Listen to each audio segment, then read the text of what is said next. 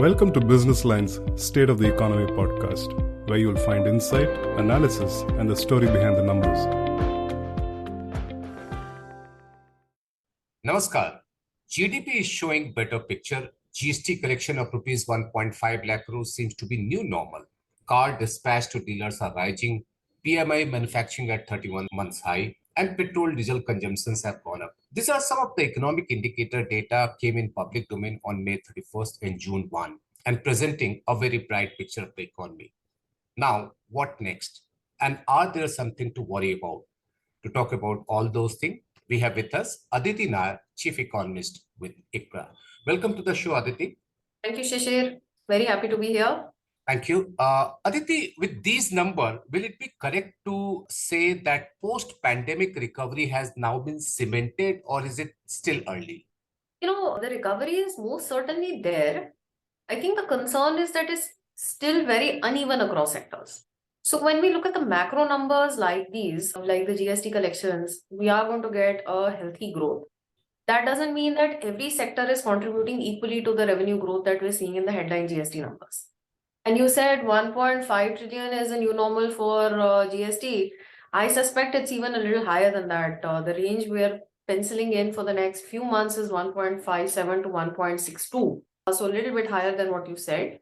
And in terms of the growth rates, I would say that we're probably going to remain in a range of 7 to 11% for each of the remaining months of FY24. So GST definitely, I think, is going to remain quite healthy. And the year as a whole, we do expect it to be in line with the normal GDP growth of around 10%.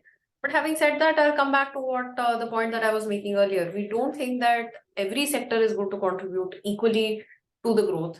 And see, for example, if we break apart the core sector data that we got on the 31st, there's a few sectors that have done very well with a robust growth. And then the other half have pretty much shown a contraction, partly because it was unseasonal rainfall. But again, I mean, it's just showing this unevenness when we tease apart the data into its constituents. Okay. Aditi, most of us, we talk about V shape, W shape, K shape.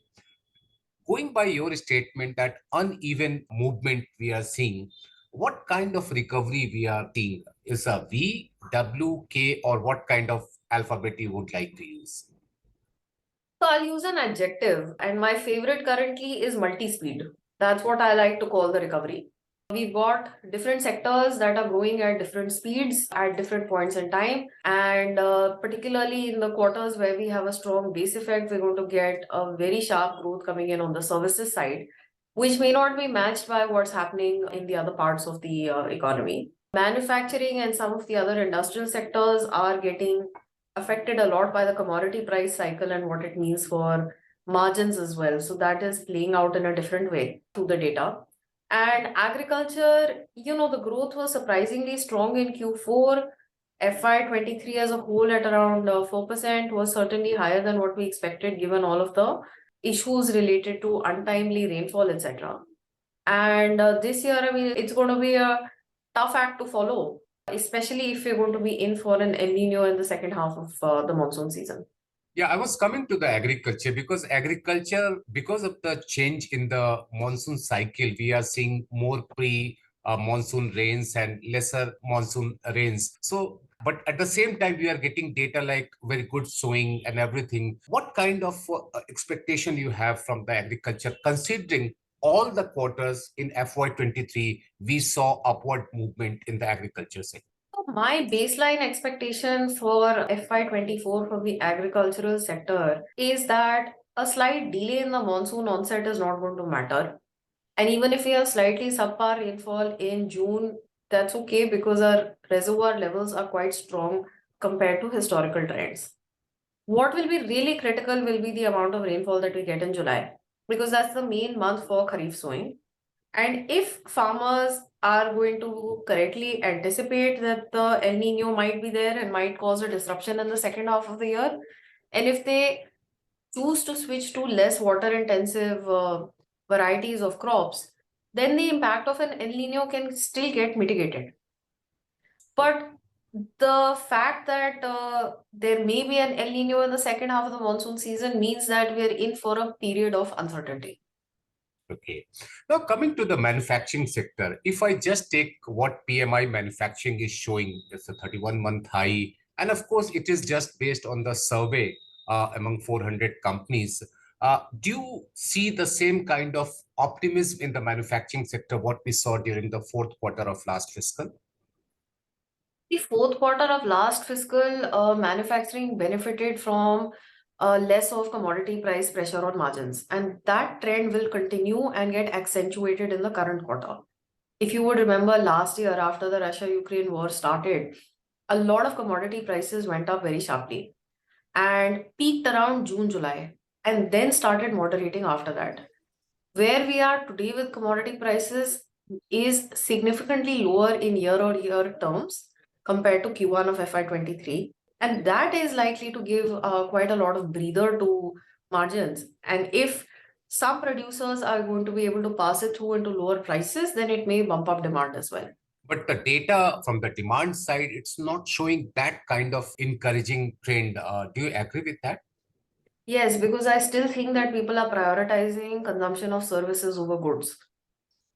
Okay. Now coming to another thing, which is the services. Services, I mean, it seems that more and more people are using services like what we have seen for the in terms of airline travel or in terms of hotel booking. Do you see that this kind of trend in services sector will continue during this first quarter as well as the second quarter? Yes, I do. I actually believe that quite firmly that people will continue to prioritize services over goods for some more time. And again, last year in this quarter, we were just getting out of the fear of the pandemic and we were slowly coming back to normal. So I think that we got a very good base effect as well in the current quarter that's going to show up in good service sector numbers. And maybe towards the end of the year, things will become less uneven in terms of the demand for goods versus services. Also, other things will have an impact. I mean, in the summer months, typically the demand for summer goods goes up sharply. But because we've had bouts of unseasonal rainfall, that may not have happened to the same extent this year. If the El Nino pushes temperatures up, makes for less wet days and drier and hotter days in August, September, then maybe there'll be a seasonal shift in demand for those products. But we'll have to see how that plays out. And what about rural demand? I mean, there seems to be, if we go by the two-wheeler number, if we go by the tractor sales number, we are not seeing the kind of things from the rural sector. What is your estimate on that? The tractor sales growth is low on a very high base. It's going to be very difficult to sustain numbers like that going ahead. So we would still think that tractor sales is showing a different picture. And the consumption group for tractors could be very different from two-wheelers. Two-wheelers are showing us the picture of a different part of the rural economy. And that is where, we are probably seeing more of the pain. I would again imagine that with the uncertainty related to the monsoon, in general, rural demand may be a little more cautious in the next few months as compared to urban demand. Having said that, even urban demand, I mean, job prospects seem to be very different in different sectors. And here again, there would be pockets of exuberance, or maybe exuberance is a little too strong a word, but pockets of optimism in spending versus other regions or pockets where spending is a little more cautious. Okay. Post GDP number, Chief Economic Advisor Dr. V. Ananta Nageshwaran said that risks are evenly balanced now. Do you agree with that? I think the question is around what rate of growth. So he is saying risks are evenly balanced around 6.5%. Yeah. My view, risks are evenly balanced around 6%. So our baseline growth forecast for FY24 is 6%. We see an upside of 50 basis points if government spending and infrastructure activity kicks off early. And we see a downside of up to 50 basis points if the monsoon is subpar and disruptive.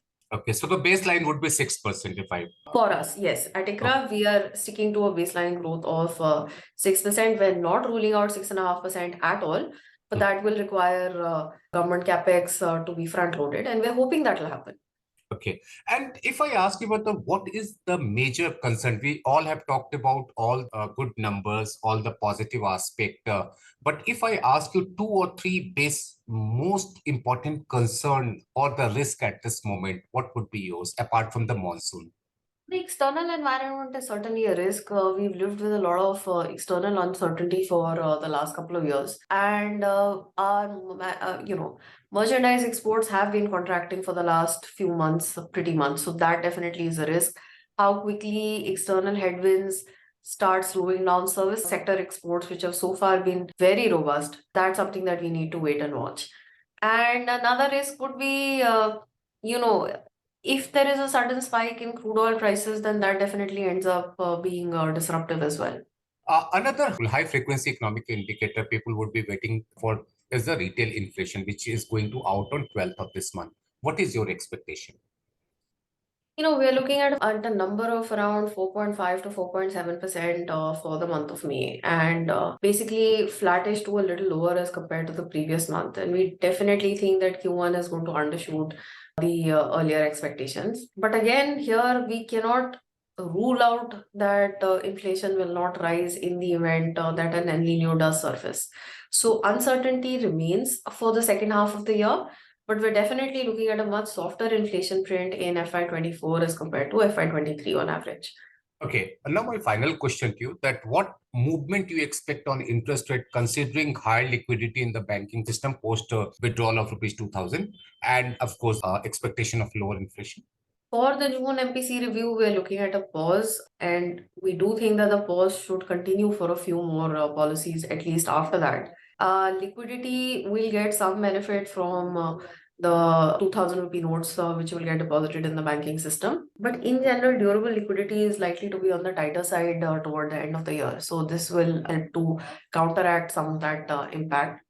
And inflation, last time the wording of the stance was changed to bring a lot sharper focus on the 4% inflation target itself and not just coming back within the range of 2 to 6%. So based on that, we do think that the bar for rate cuts will be set very high, and that inflation will have to come on a sustained basis much closer to the 4% mark than the average of above 5% that we're penciling in right now for FY24 for the rate cut cycle to commence.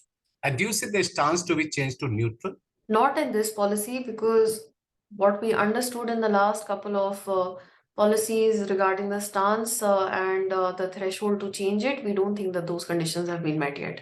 Aditi, thank you very much. Thank you.